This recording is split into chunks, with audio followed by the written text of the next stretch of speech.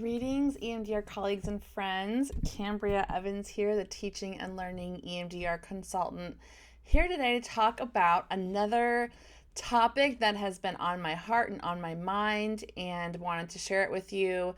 I'm in this kind of theme this summer of wanting to encourage my fellow clinicians and my community to take care of yourself, and have been making some videos where I have been comparing, what we do for our clients clinically, and what we should be doing for ourselves, what we deserve to do for ourselves in our practices, in our private practices. So this is another video in that same thread, and it was really inspired by one of our subscribers here at Zero Disturbance named Emily, and I got this email from her, and it just inspired me to make this video today. So Emily, thank you for reaching out and for your message. But she reached out to me and said, I watched your last video about allowing positive cognitions, and it got me really excited about allowing positive cognitions for myself. She said, I'm at an agency. I've been licensed just for a couple of years.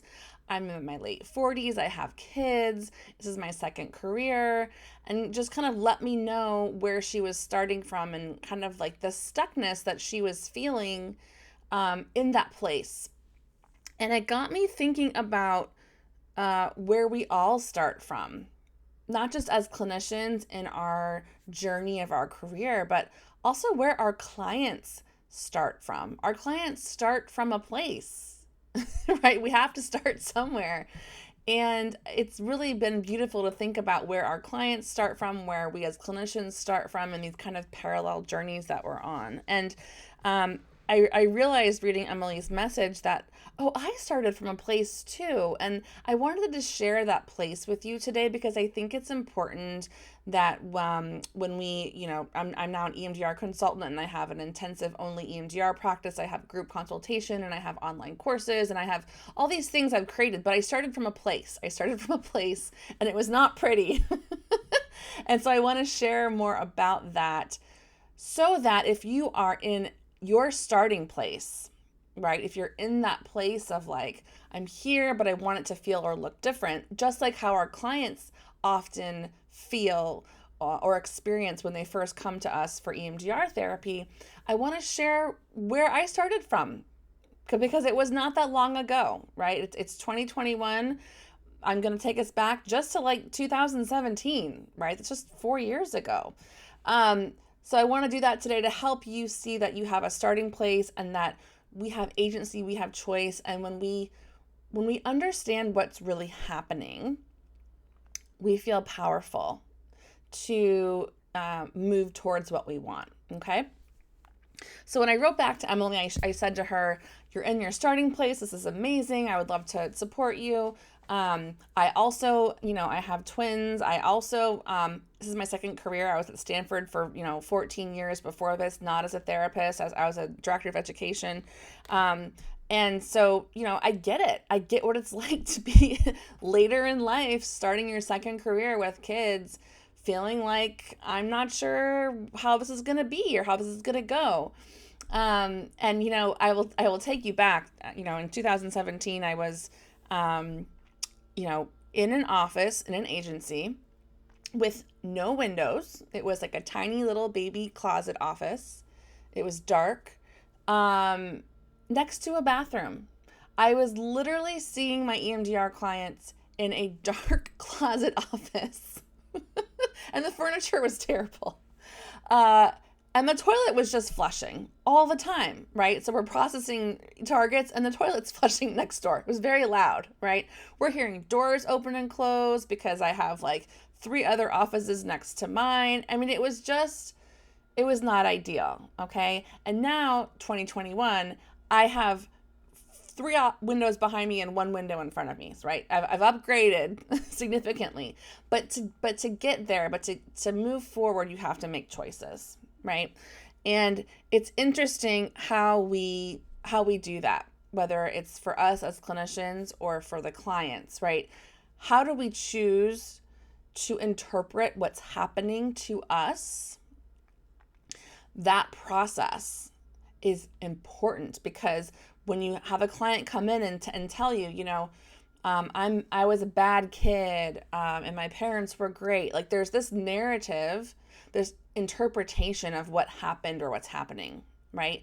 But what is EMDR? It's just reprocessing, right? To understand what really happened, right? What really happened, my role in that, how I should feel about myself now, right?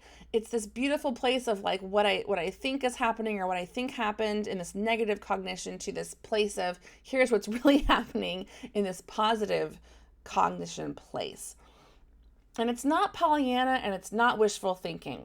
Okay. So I want you to just to try this on and see if this feels helpful to you today. So for example, when I was, back in 2017, I was EMDR trained, but I wasn't certified. I wasn't a consultant. I was at an agency, so I was not in private practice, right?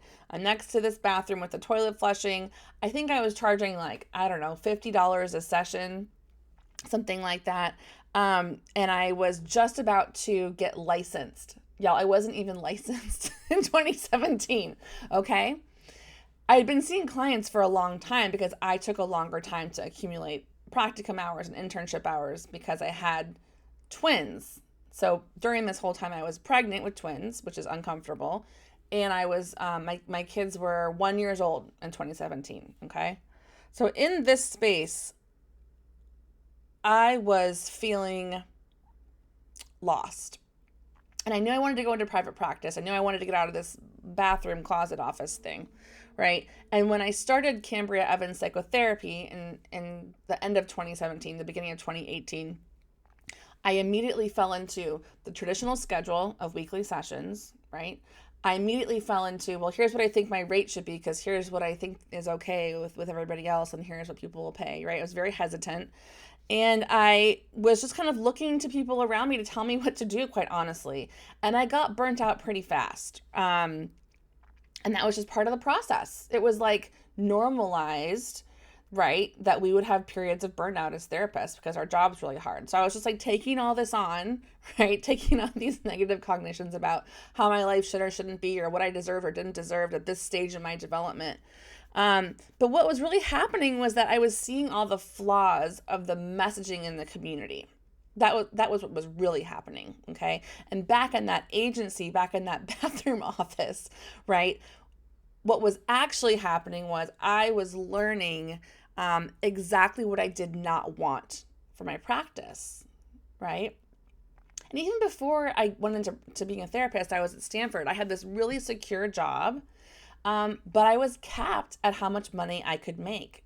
So I could work and work and work and work and work and kind of have the reputation of being at this amazing university and learning, right? But it was scary to let go of that perceived security. And even when I told my colleagues at Stanford, I'm leaving after 14 years to go start my own business, they kind of looked at me like I was insane. Like, they're like, why would you leave here? We kind of just stay here forever. And I was talking to my husband about this, who was in the Marines. He was a major in the Marines when he left the Marines before retirement. And everyone in the military was like, why are you leaving? It's scary out there. You're safe right here. There's security, there's the known, there's the paycheck, the benefits. Like, why would you leave? We don't leave. This is safe. Stay here where it's safe, right? Kind of like our clients experience when they have kind of like a feeling of like limitation in their family of origin. Oftentimes they get stuck in one part of this safe community of people or this safe enough experience, right? So maybe I shouldn't keep growing and keep trying and keep creating what I want to do because this has some security in it. And what was actually happening for me at Stanford and was actually happening for my husband in the military was we were outgrowing our jobs and we needed to be more of our own bosses and have more independence. That's just who we are in our personalities. Just like when clients are individuating from their families of origin, right? Same thing. It's the same thing. So it's important, again, to kind of notice what we think might be happening, what is really happening, and how we interpret that story, that narrative is so powerful because it's what takes us from that negative belief oftentimes to the positive belief. Okay, does that make sense? So flash forward, my twins were born in 2016. I'm going into private practice. It's 2017, 2018. I'm starting Kambria Evans psychotherapy. I'm in this traditional model of therapy. My kids turned 2. And y'all, I am tired. I am like beyond tired. Burnt out. I'm in these kind of ebbs and flows of like a busy season in the winter. Like I'm in all of this like bullshit basically, right? And it's chaos. And I just had this breaking point where I was like, this is not working for me. This is not working for me. And I have to figure out how to do things differently that work for my life, for my practice, so that I can be a happier version of myself. And I think that, I'm saying this in a clear way today because I think that we have all said this before COVID, but especially over the last year and a half of COVID, we have said this. I'm so burnt out. I'm so tired. I don't feel anything, like I'm numb. I've seen this on all the Facebook groups. I've felt it, right? And so what I did in 2018, 2019 was I said, you know what? Screw this. I am charging higher rates. I am offering EMDR intensive therapy, which is like a niched specialized therapy. It's not going to be for everyone, and that's okay, because I just need a handful of clients. Because all these people in these mom groups online were like, oh, you have little kids, it gets easier. Lies. It does not get easier. It gets different. Okay. For those of us with kids, it does not get easier. It gets different. Okay. And so I just decided I'm gonna make my own model that works for me. And I don't know who's gonna mentor me through this. I'm gonna have to like pick and choose how this goes together. But what I have been doing based on what everyone told me to do in private practice, it's not gonna work for me anymore. So I decided to change my practice, and it worked so well for my family. It worked so well for my practice that I was like, people need to know about this. I don't care if you're a mom or not a mom, but like the fact that people are staying in this state of burnout and fatigue and frustration and helplessness, it's like a learned helplessness. And I was in this mom group on Facebook and I saw this, it was for therapists, and she said, the mom was like, my kid's 18 months, I'm so burnt out. Every single comment, like 55 comments underneath. Oh, I'm so sorry. Oh, that sounds so hard. And I was the only person that was like, change your practice model? I don't know. Like, why would you stay in that, right? And it was interesting to me to see reflected back to me now that my kids are almost 5, that my practice has been this way for many years. How we as therapists and parents too will sometimes like reinforce this message of learned helplessness. Like, oh, that's hard for you. I'm sorry. Well, it gets better, right?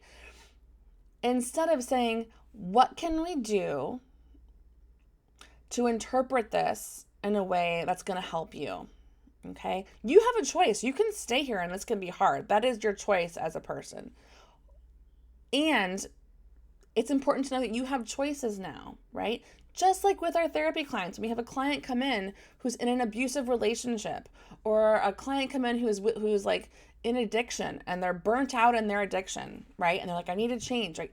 We have choices, and it's important for us as therapists because we are not just support therapists as EMDR therapists. We are change therapists, okay? We're not just here empathizing and just saying, oh, I'm so sorry. I mean, we are doing that, but we go beyond empathy. Okay, we go beyond empathy into how can we change the way your body feels? How can we change the way your life looks? How can we change the way you think about what's happening or happened? How can we change the way you think about what you deserve so that your life will change? This is why I do EMDR and I do not just do support therapy, okay? We need to go beyond empathy, and I think it's a disservice and actually re-traumatizing when we don't go beyond empathy oftentimes, okay? So yes, are there people who are in certain circumstances who do not have resources to make changes at certain times? 100%. I'm not dismissing that experience whatsoever, okay? I had been in that experience before growing up as a kid in a very impoverished family, okay? But if you are someone who has the privilege of resources, right? If you are someone who has the privilege of either being in private practice or considering a private practice, right? It means you have some choices, okay? So just like we highlight choice for our clients, I want us as a community to highlight choices for each other, which is going beyond empathy, which is showing us that we don't have to stay in a learned helplessness as a collective in this like weird trauma bond with each other, okay? So I was the only person in this mom group who said, change your practice, girl. I changed my practice when my kids were 2. Best choice I've ever made. Never look back. I don't do weekly therapy anymore because it doesn't get easier as your kids get older. It gets more complicated. My kids are starting kindergarten in a couple of weeks, you guys. Thank you, God, by the way, for getting them out of the house after COVID. But they're starting kindergarten, and I'm looking at this kindergarten schedule, and I'm like, first of all, who made this? This makes no sense. Why is my kid going to school 1 hour this day and 2 hours this day and minimum days and fall break? And I'm just like, no person with an actual full-time job like made this schedule, first of all. But luckily, I don't have a weekly client schedule anymore that I have to worry about any of that stuff. I have my intensive clients, whether they come to me to work for like several days in a row from either out of town or out of state, or if I have people working intensively, like longer sessions, I just schedule them around all my kids' stuff. I have my kids' calendar right here in my office, and I know what days I don't schedule clients because I don't have weekly repeating people on my calendar anymore. I'm not available for that. I will never be available for that again, right? And because I'm charging more money for intensive sessions because they are a high value service, high value from the client, they get better faster, high value for me as a clinician, I don't need to work as much. My time as a therapist with clients is less than it has ever been, and I have more financial resources than I have ever had before, okay? So I want us to think about how we interpret what's happening to us now, because that interpretation, just like we see with our clients, I think is one of the foundational pieces to us being able to make choices that make our life work for us. And the choices I'm going to make are going to be different than what you're going to make, right? You probably don't have 4-year-old twins, right? But you have a situation or situations in your life that might require you to have some flexibility in the way that you work and the way that you serve other people, okay? So the more and more we help our EMDR clients interpret things from this positive cognition side of the NCPC sheet, it's interesting. It's almost like their brains start to learn to interpret from there moving forward, right? So now when I have a setback at work, I'm like, well, I guess I learned something and that was helpful. I guess I got some data, right? And that's important. That's different than saying I'm a failure, this didn't work, I'm incompetent. It's like, oh, I learned something and I'm capable to keep learning. And there's a difference. And I think that space, that positive cognition space, is where the magic happens. It's where the creativity can happen, not just with your EMDR clients, but also with yourself in designing your own practice that works for you. Okay? So I hope this is feeling helpful for you. I hope this is resonating with maybe some of the things that you've heard in our community, whether you're a parent or not, especially a parent of young kids. Maybe this is like hitting home for you. And if it is, I would encourage you to go ahead and check out our EMDR Intensive Design Kit at the ZeroDisturbance.com website. I will also be offering an EMDR consultation program this fall. It is a comprehensive EMDR consultation program for 8 months. We're going to hang out for 8 months, you guys. You're going to get your clinical hours for certification, or if you want to be a consultant, you'll get those clinical hours every month. And you're going to get a lot of business coaching, practice redesign, and access to every single product that Zero Disturbance has ever made, because I want you to have all the things, and I want you to be in this positive cognition place so that you can get magical with yourself, get magical with your life. This is my hope for our community. And when we're in that space, not only will our clients be able to get there also because we know what it feels like. But I think we'll be more sustained, right? We'll be more sustained if we're taking care of ourselves in a structurally, like, foundational way, which is different than, like, I'm going to go on vacation this summer because the last year was hard. This is like a deeply committed design that works for you, and then also can keep evolving and changing depending on your kids' ages, depending on what your goals are for yourself. Okay, so again, I am so proud of our community for what we've gone through. I want us to remember what happened the last year and a half to inspire us to make some really deep, important changes moving forward that will be the way that we work forever. I don't want us to go back to what was normal before. Okay, we worked way too much in the winter before, right? And I'll do a podcast on that next week. Next week I'll be talking kind of as a part 2 about what you can do right now to experiment and to innovate in your practice. Okay, what you can start doing right now, because it's summer and the sun's out and we're all happy. But yeah, winter is coming. Winter is like 5 months away, and it's a different feeling for a lot of therapists. And I want us to be intentional about what our winter is going to feel like this year. Okay, so as always, I wish you health, happiness. I am rooting for your success, and I look forward to connecting next time. Take care.